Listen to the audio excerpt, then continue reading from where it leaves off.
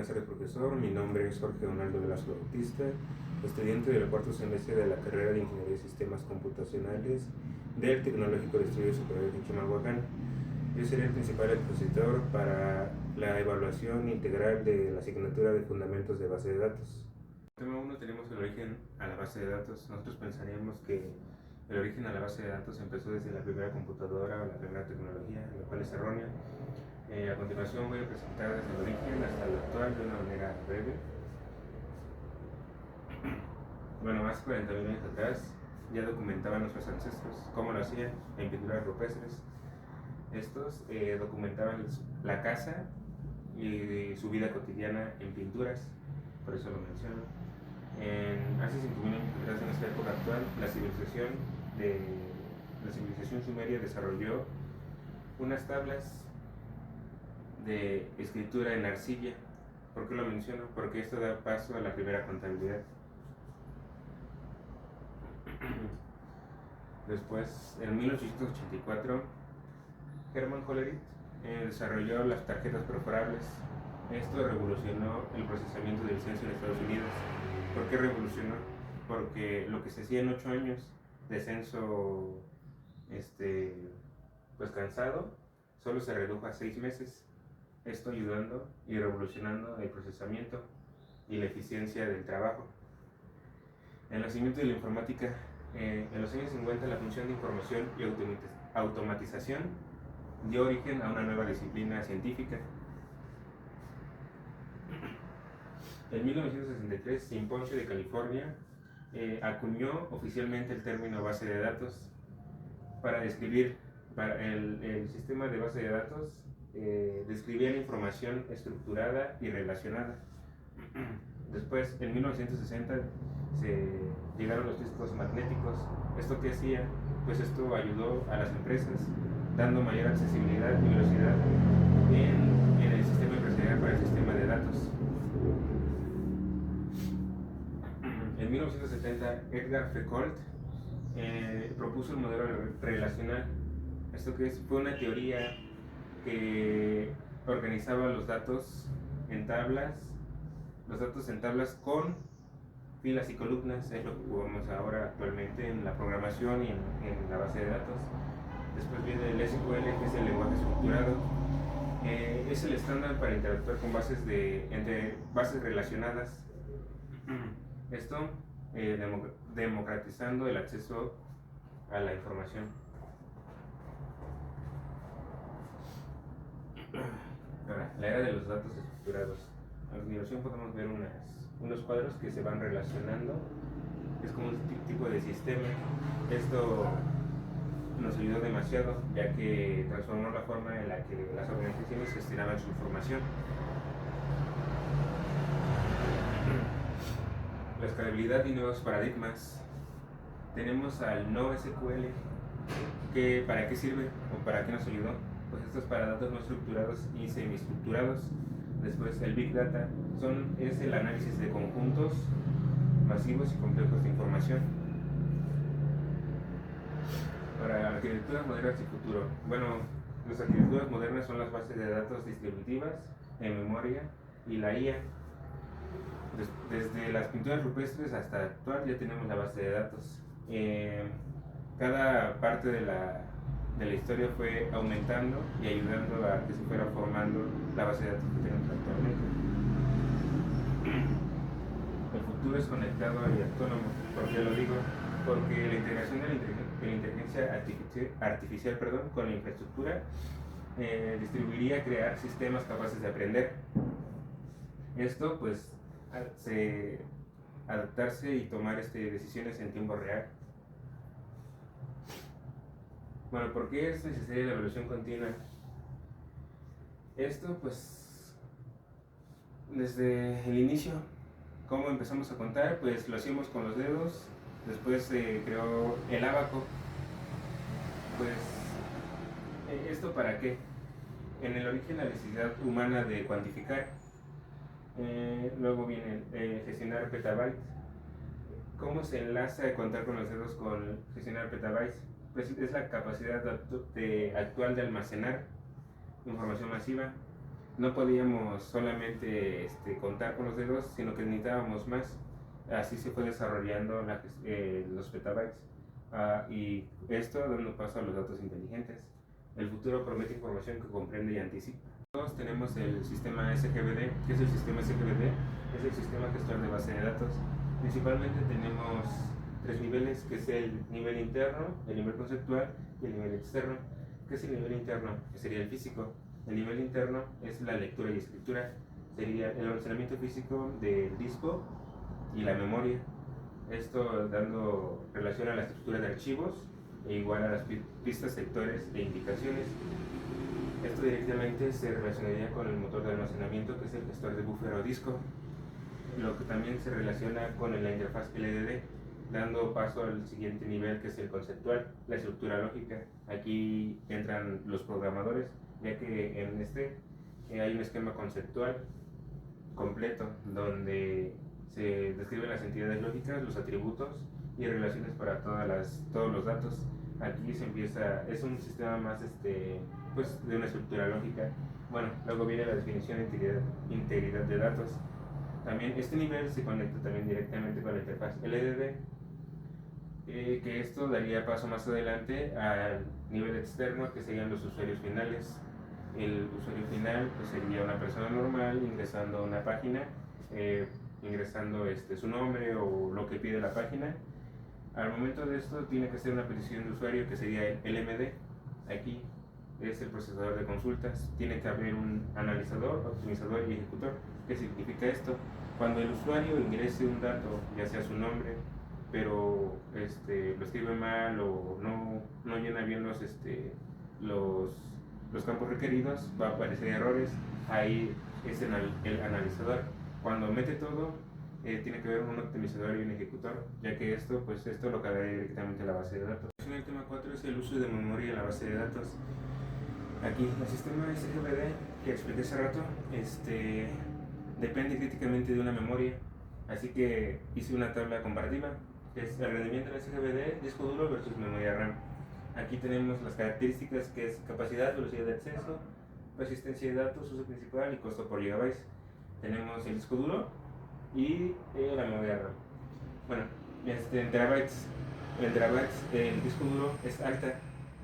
¿Por qué? Porque ya tiene implementado un HDD o SSD. La memoria RAM es menor por los gigabytes.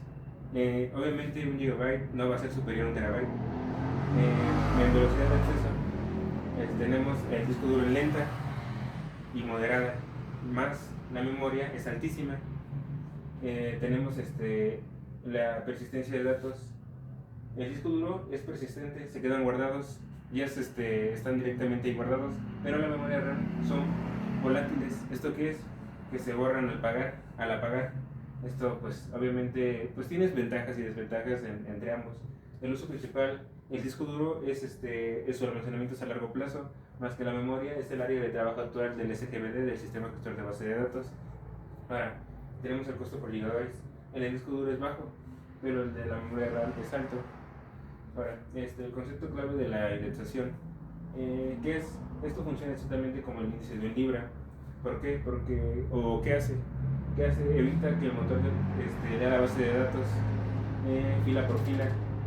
Ok, aquí, obviamente, para que el motor lea la base de datos fila por fila, obviamente nos va a convenir la memoria RAM porque su velocidad de acceso es altísima. Entonces, ¿cuál es la ventaja? La ventaja es que acelera drásticamente el sistema de las búsquedas, apuntando directamente al bloque de la memoria física. Ahora, la desventaja, ¿cuál es la desventaja de esto?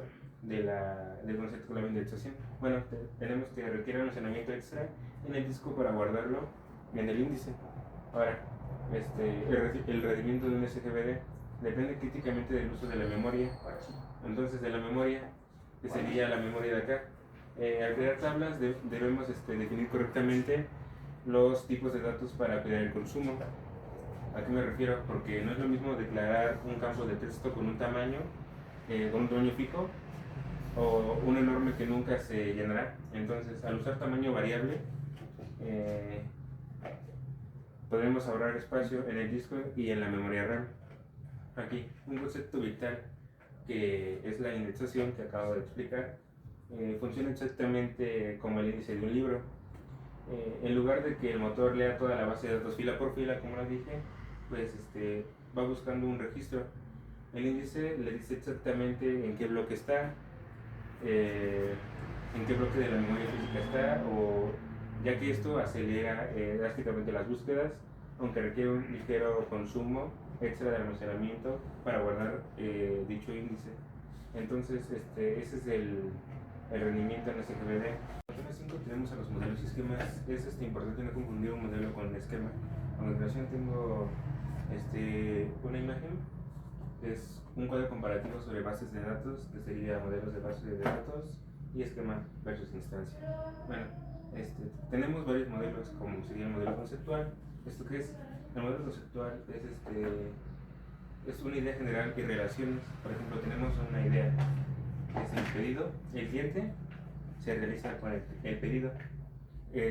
Un cliente, pues obviamente va a realizar un pedido. Esto, pues, es una relación entre el cliente y el pedido. Tiene que haber una entidad que relacione estos dos. Ahora tenemos el modelo lógico. El modelo lógico es una estructura de tablas sin depender de un software. Entonces, tenemos aquí al cliente y al pedido. Obviamente el cliente tiene que tener un ID, un nombre, una fecha y el ID del cliente. Bueno, el pedido igual. Aquí tenemos que el cliente y el pedido se va a enlazar. ¿Por qué? Porque en la base de datos va a haber las ventas que el cliente ha pedido, y va a haber un registro. Entonces el ID del cliente se va a guardar en el método lógico, ya sea su fecha correspondiente y el pedido correspondiente, ya sea su ID del cliente, que es un C4, se va a guardar directamente, y eso sería el modelo lógico. Es una estructura en tablas que obviamente no va a depender de otro software. Ahora, el modelo físico. El físico es la implementación real de un sistema gestor. ¿Qué es el sistema gestor? Un ejemplo sería el MySQL. Esto enlazando directamente a los índices con la base de datos, los documentos y las entidades. Eso sería un modelo físico. Ahora tenemos el esquema versus la instancia. El esquema. Este esquema define tablas, columnas y estructura, cambia muy rara vez. ¿Qué es esto? Pues se va a definir una tabla, una columna y un tipo de datos, todo esto relacionado en uno solo. Ahora tenemos la instancia. ¿Qué es la instancia? Son los datos almacenados en un momento específico. Esto cambia constantemente. ¿A qué me refiero? Con esto sería como un supermercado. El cliente entra, compra, se va, pero 2 veces después llega otra vez. Esto es una instancia que cambia constantemente el registro del cliente, más que un esquema que cambia muy rara vez. Esto sería como un plano de una casa. Obviamente, ya que lo construye la casa, ya no se va a poder volver a construir. Esto sería un ejemplo de un esquema, porque define tablas, columnas y estructuras. Esto cambia muy rara vez. Podría ser el código de la base de datos en general, o de la interfaz que se interactúa el cliente, y cambia muy rara vez, a lo mejor por un error o un bug, pero eso sería el cuadro comparativo sobre la base de datos, que sería el número de bases y los datos. Tenemos el lenguaje SQL. ¿Qué es esto? Es cómo manipulamos la base de datos. Aquí tenemos 3 comandos, que es el select, from y where. Bueno, aquí tengo unas imágenes explicando. Bueno, tenemos la consulta básica y el SQL, que es el paso 1. Aquí hay más comandos. Bueno, SQL, que es estandariza la comunicación con la base de datos. Tenemos también al DDL, ¿qué es esto? Es el que crea y destruye. Tenemos al DML, es la manipulación. ¿Qué es la manipulación o qué puede hacer? Pues puede insertar y actualizar y borrar datos. Entonces, aquí hay un ejemplo, hay una tabla, tenemos una tabla, así como el anterior de los equipos de pioneros. Bueno, aquí tenemos elite de luchador, nombre, estilo luchar, daño base, tipo ataque. Aquí, ¿qué podemos hacer? Podemos crear y destruir, podemos insertar, podemos manipular, perdón, insertar, actualizar y borrar. Por ejemplo, el elite de luchador de nombre Scorpion, ya lo queremos seguir ocupando ese ID. Solo sería cuestión de buscar en la base de datos el ID 1, por ejemplo. Todo ese registro se va a borrar, todo el nombre, estilo luchador y base de datos, el daño base, perdón, y el tipo de ataque, todo eso se va a borrar. Así podemos ocupar el DML, que sería manipular. Podemos insertar o actualizar ese dato. Ahora, tenemos la construcción de la consulta. Aquí tenemos un select. ¿Qué es el select? El select nos dice qué columnas queremos ver. Por ejemplo, el select, nombre, daño y base. Aquí tenemos el select, nombre, daño, base, y el from. Aquí ocupamos el from. ¿Qué es el from? El from indica de qué tabla sacaremos la información. Por ejemplo, from luchadores. Estamos seleccionando el nombre, daño, base, el nombre del luchador, pero el nombre del daño base lo ocupamos el from. Entonces el from estamos pidiendo que saquemos la información de la tabla de luchadores. Aquí tenemos un ejemplo. Por ejemplo, tenemos el nombre y tenemos el daño base. Entonces el select, el nombre, daño base, le estamos mandando a llamar, pero en la tabla de luchadores. Ahora, tenemos la aplicación del filtro y resultado final.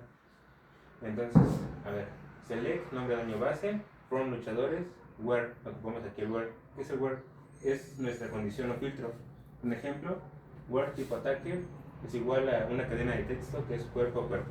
Ok, ¿esto qué es?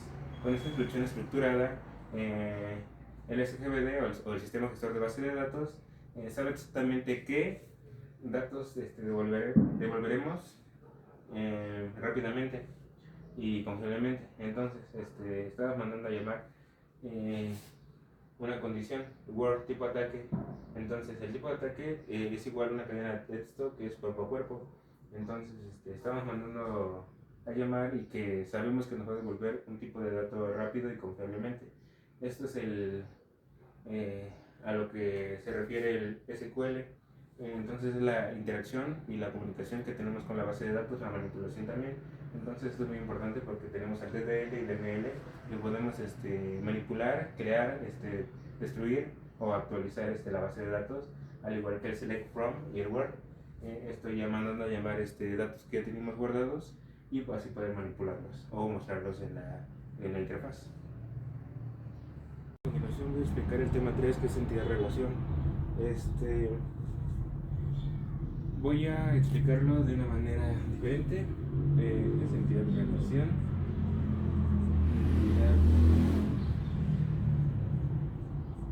Relación. Lo voy a explicar con un juego. Tenemos entidades que son las fuertes y las débiles. Entonces, en este juego, una entidad fuerte sería el héroe. El héroe es la entidad fuerte. ¿Por qué? Porque esta entidad no depende de otra. Entonces, voy a poner otra que sería. Voy a poner una entidad débil. Podría ser el historial del juego. Historial del juego. ¿Por qué? Porque es débil. Porque depende de la entidad fuerte. ¿Por qué depende? Porque la historia del juego, no puede haber una historia del juego si no hubo un héroe ahí para que se jugara. Entonces, la historia del juego depende de esta. Ahí, cuando es una entidad débil, es la que depende de otras entidades. Cuando es fuerte no depende de nada, simplemente existe por sí sola. A ver, tenemos también, podemos poner el ID de un héroe. Esto es una entidad única, porque, por ejemplo, el héroe H1 ya no se puede repetir otra vez. Tal vez tengamos nombres. Nombre, no sé, un nombre, Alucard, y hay otro personaje que se llama igual, Alucard, pero al primer Alucard se le agregó un ID de héroe que es el H1, y al Alucard 2 se le agregó otra que sería el H2. Entonces, al buscarlo, buscamos H2 y va a salir un Alucard. Entonces, ¿qué pasa aquí? Hay redundancia, hay dos Alucards. Entonces creamos otra entidad que se llame a lo mejor nombres, y evitamos la redundancia aquí, por ejemplo, ID nombre, ya ponemos, por ejemplo, N1 Alucard. Entonces cuando mandemos a buscar al ID que sería N1, que sería el nombre 1 Alucard, entonces va a aparecer nombre 1 Alucard. Y entonces, ¿cómo vamos a saber qué héroes mandamos a buscar? Entonces aquí entra el de héroe, que sería la única. Sería H1, sería, a ver,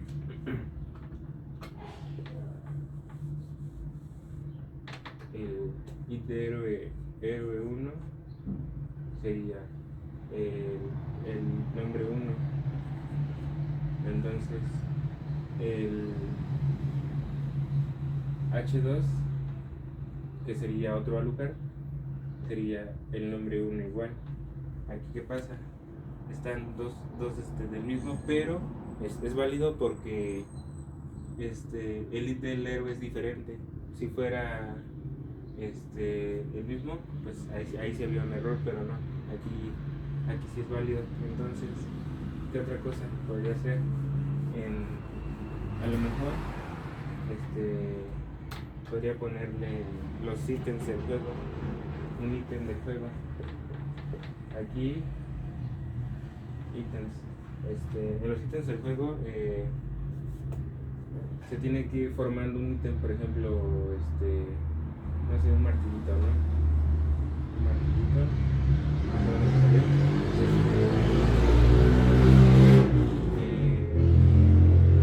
Este ítem es una clase débil. ¿Por qué una entidad débil? Porque esto depende de otras más. Para crear el martillito se necesita a lo mejor un palo, que es otra entidad. Y a lo mejor se necesita hierro, ¿no? Que también entraría en otra entidad. Entonces, a lo mejor otro ítem, no sé qué sería hay que poner una escobita,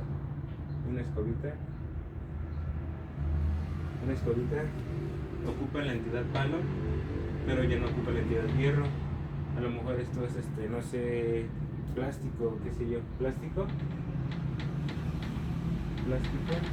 Entonces ya se crearon otras 3 entidades, pero evitando la redundancia. ¿Por qué? Porque vimos que el martillo ocupó un palo, pero también esta. Entonces, si al momento de clasificarlo como ítem, por ejemplo, ítem martillo y escoba, ¿no? Un ejemplo, escoba, dependen de un palo, pero para no repetir la misma palabra 2 veces, palo. Entonces, ¿qué hacemos? Creamos otra entidad, la entidad se llama palo, y entonces aquí se crea ID palo y el ítem, ¿no? Y se crea otra entidad del ítem aparte. Entonces, ítem, ID del ítem, por ejemplo, I1, entonces ID del palo, y aquí ID del ítem. Entonces, como tenemos varios palos, entonces al palo le vamos a poner, por ejemplo, P1 y ID del ítem. Por ejemplo, tenemos al martillo, le vamos a poner el ítem 1, ¿no? Que sería ese, entonces aquí ponemos I1. Entonces, aquí, ¿qué pasa? El martillo ya no va a ser palo, sino se va a pasar como aquí sería P1, y aquí en vez de martillo iría I1. ¿Por qué? Pues para que ya no haya redundancia. Aquí ocupamos muchas letras y solamente se redujo a una letra y un número. Lo mismo pasa con la escoba. La escoba igual depende de un palo, pero a lo mejor ahí va a haber más escobas, entonces vamos a poner otra entidad que se llame escoba igual. Escoba, con la ID de escoba, y un ID del ítem que se ocupa. Entonces aquí, escoba, agregamos como 1, escoba 1, ¿no? Entonces la escoba ya no se va a llamar escoba, sino se va a llamar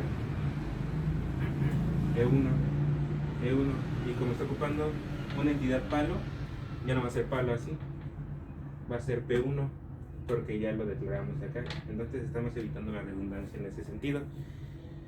Esta es la entidad relación. Se va relacionando cada entidad. Por ejemplo, empezamos con un héroe. El héroe es una entidad fuerte que tuvo que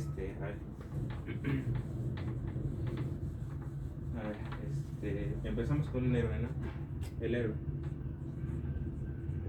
que tuvo que, esta es la entidad fuerte, ¿no? Entidad fuerte, pero tuvo un historial de notificaciones, historial de juego, ¿no? De juego. Entonces el historial del juego necesita tener un héroe. ¿Por qué? Porque no puede haber un historial de un juego si no hubo un personaje que lo jugó. Entonces esta es una clase débil. Y ahora los ítems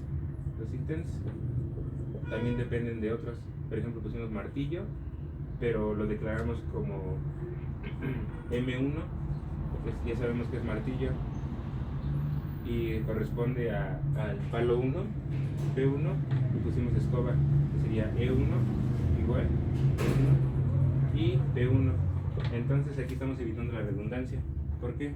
Porque ya no ponemos como tal martillo, sino M1, porque ya creamos una entidad que va a registrar eso. Así funciona con todos los ítems igual. Y pues eso sería la entidad relación. ¿Cómo se va relacionando cada cosa? A ver, tenemos al héroe.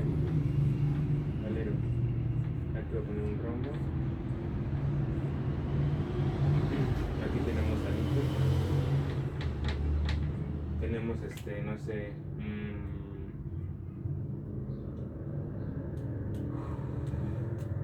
el historial. Ok, el ítem necesita un héroe y el historial necesita igual un héroe. Entonces esta sería la clase fuerte. Esta sería una clase débil y esta igual una clase débil. ¿Por qué? Porque dependen de una clase. Entonces esta prácticamente puede existir porque no depende ni del historial del otro. Entonces esa sería la entidad relación. Las entidades que se van relacionando una con otra, a lo mejor no exactamente, a lo mejor un ejemplo, puedo poner esta con esta, y a lo mejor historial también se relaciona con ítem, aunque no esté directamente, aunque no haya una flecha directamente aquí. Pero ¿por qué se puede relacionar? Porque el historial llega al héroe, pero el héroe a lo mejor también ocupa el ítem, y entonces aquí ya hay una unión, una relación. Entonces el héroe con el ítem están relacionados, pero aunque no esté directamente relacionado el ítem con el historial, hay una conexión con el héroe y el héroe tiene una conexión con el historial, ahí se unen directamente. Eso es lo que se debe tener la entidad relación. Entonces tenemos la base de datos relacionales. Entonces es base de datos relacionales. ¿A qué se refiere o cómo es? Bueno, lo voy a explicar con un deporte, el básquetbol. Ok, bueno, tenemos equipo, ¿no? Equipo, voy a ponerle pioneros. Perdón. Equipo _ pioneros. Ahora, tenemos el ID del jugador. ID jugador. Tenemos su nombre.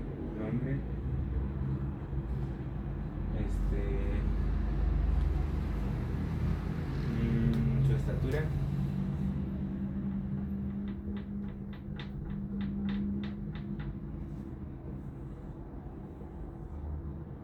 Nombre, estatura. Tenemos su lugar.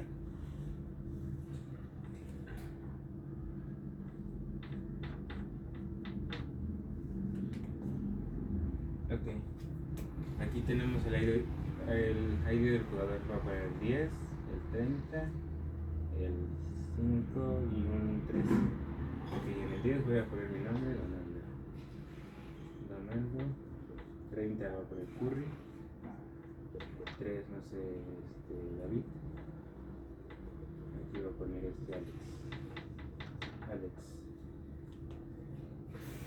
Ok, la estatura. Voy a poner 1,80 metros. Aquí 1,75. Aquí 1,80. Aquí 1,60. Ok. Aquí creo que no es lugar. Me confundí. No es lugar, es posición. Posición que juega el jugador. Entonces, ¿qué posición? Aquí a lo mejor Donaldo es base,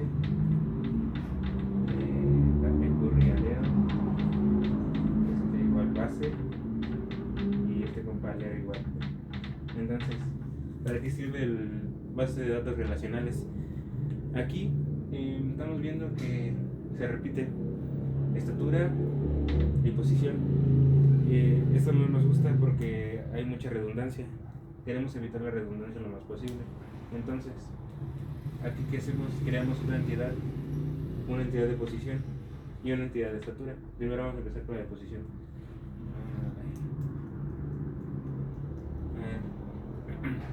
Como ya no tengo espacio, voy a borrar esta. Voy a borrar esta. Voy a poner para acá arriba. Entidad, posición. Ok, y aquí le pongo ID. Voy a crear su ID. Voy a poner P para no poner todo completo. Y aquí lo voy a enlazar con el ID del jugador. Entonces voy a poner ID. Jugador, la J, ¿va? Para no poner todo. Entonces, ID de posición. Teníamos base y alero. Entonces, B1 y A1. Aquí evitamos demasiado la redundancia, quitamos porque B1 va a ser base y A1 va a ser alero. Entonces, con el ID de jugador Donaldo,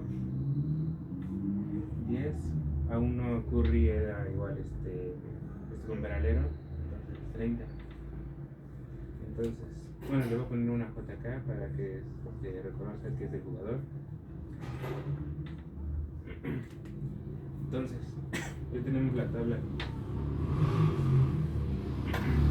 Le voy a poner aquí otra vez posición.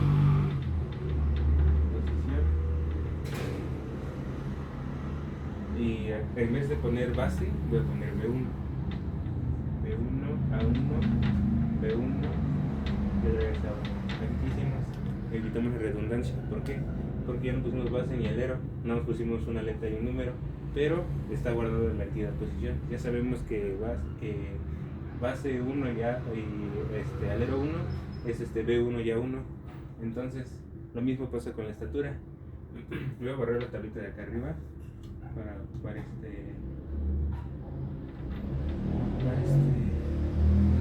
espacio.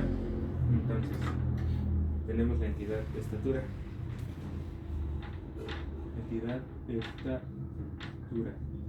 Lo mismo. Le ponemos el ID estatura. ID. Voy a poner E otra vez y ID J, ¿va? Entonces, en la estatura, aquí también hay redundancia. Muchos jugadores pueden tener la misma estatura. A lo mejor varía 1 centímetro o 2, o si son exactamente la misma estatura. Aquí, como ejemplo, pusimos a 2 de la misma estatura y estos compas son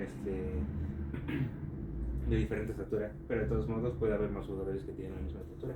Entonces, en estatura le voy a poner E, estatura 1, estatura 2.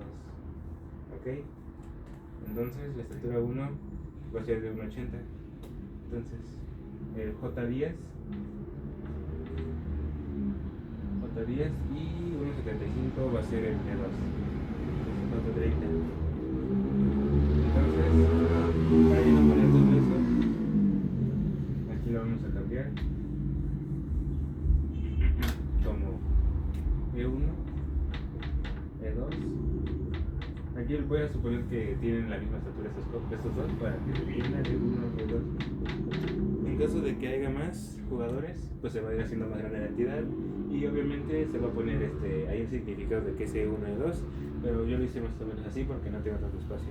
Entonces, esto es lo que podría pasar en la estatura y la posición. Podría agregar más porque a lo mejor número de tiros anotados o número de asistencias, los faules, las violaciones, todo eso podría entrar aquí o podría entrar en otra entidad. Entonces, eso es lo que se refiere a la base de datos relacionales, cómo se van relacionando cada entidad con su tabla, ¿no? Entonces aquí tenemos igual, este es un FK. ¿Por qué? Porque el ID del jugador ya no se puede volver a repetir, ese sí ya no se puede volver a repetir. Entonces, el nombre sí, puede haber otro Donaldo, pero su ID tiene que cambiar, él va a ser el J11. Aquí a lo mejor es un E6, no lo hemos registrado, pero se entiende que a lo mejor su estatura es de 1,84 y el E6 es de 1,84 y la posición puede ser un defensa, un poste, un P1, ¿ok? Eso es el FK, no se puede repetir.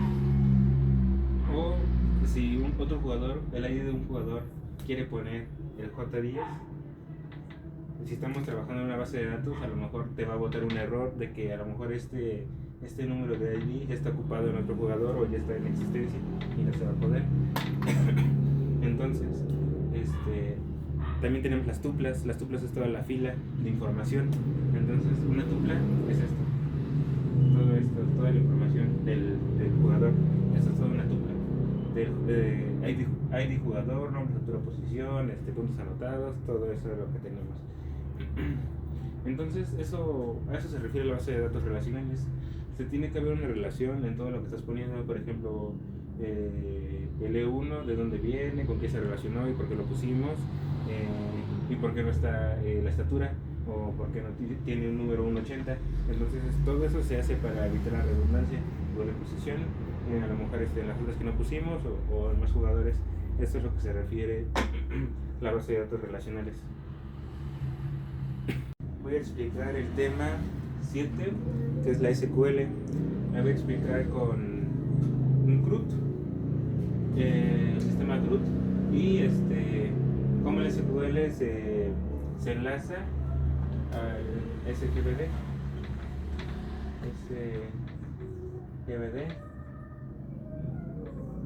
que es el sistema gestor de base de datos.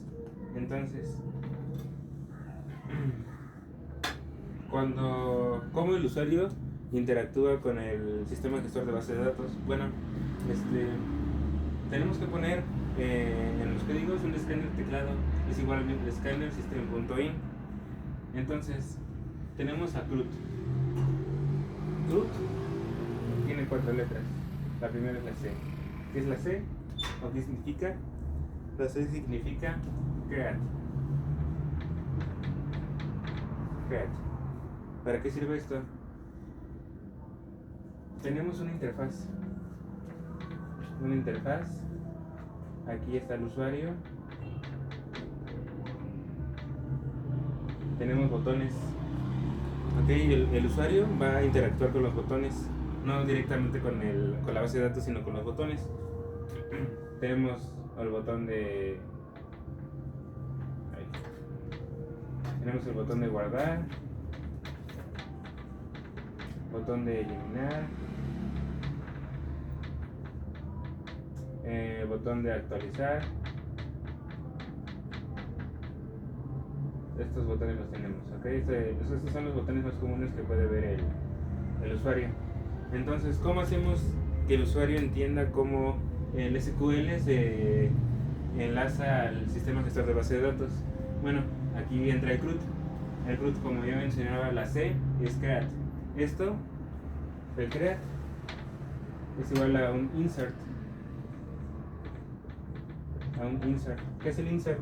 Esto es cuando el usuario presiona guardar un dato. Se manda automáticamente en el insert, es insertar un dato o guardar un dato. Entonces el insert va al SQL. El SQL se hace un puente directo con el sistema gestor de base de datos. Entonces lo que el usuario quiere guardar, obviamente va a insertarlo en la tabla y se va a mandar directamente al sistema gestor de base de datos. Entonces ahora tenemos la R. ¿Qué es la R? La R significa React. ¿Qué es el React? El React significa select. ¿Para qué sirve? Cuando el usuario selecciona, es cuando quiere consultar, por ejemplo, en un control escolar, quiere consultar a un alumno. Solo es cuestión de poner el select para seleccionar a una entidad y poder consultarla. Ahora tenemos a la U, que significa update. El update, ¿para qué sirve? El update es cuando quieres eliminar o actualizar, más que nada actualizar o cambiar alguna falta de ortografía de la base de datos. Entonces el update siempre va a haber una regla con este comando, porque se tiene que ocupar con un where. ¿Por qué? Porque si no se ocupa el where, puede pasar lo más común, que sería que se elimina o simplemente se cambia toda la base de datos. Y pues es una de las fallas más comunes que hay. Ahora tenemos al último, que es el delete. La D significa delete. ¿Para qué sirve? El delete es cuando quieres borrar un código o algo del sistema gestor de base de datos, se aplica el delete. Entonces el delete va a hacer que el usuario pueda eliminar algo que a lo mejor ya no va a ocupar, o algo que está mal, y se ocupa el delete. Entonces así el usuario puede, con el sistema CRUD, puede interactuar con el SGBD, que es el sistema gestor de base de datos. For this part of the presentation, I will explain the basics of the SQL language. SQL stands for Structured Query Language. We use it to communicate with the database. It's very easy to understand because it interacts almost like regular English. To get information, we use three main commands: select, from, and where. First, select. This command tells the database exactly what columns we want to see. From. This command tells the database the name of the table where the dates is stored. Where this command is a filter, it gives the database a specific condition. Have you a quick example? Imagine we have a database for the video game Mortal Kombat 1. If we want to find specific characters, the code will be character name base damage from fighters table, where attack type requires mirror. You can see we are literally telling the system select the name and the match from the fighters table, where the attack is mirror.